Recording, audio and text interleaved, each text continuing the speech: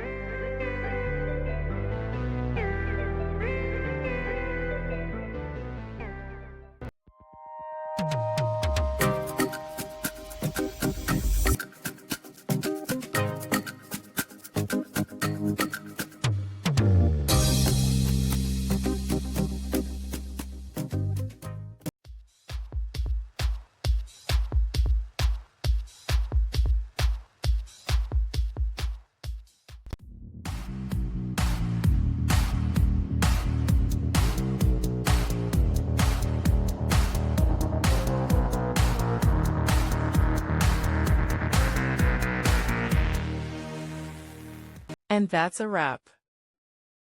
I hope you found the answer you were looking for. If you did, take a second to hit that subscribe button. It really helps out. And let me know in the comments which solution worked best for you. See you next time in the debug zone.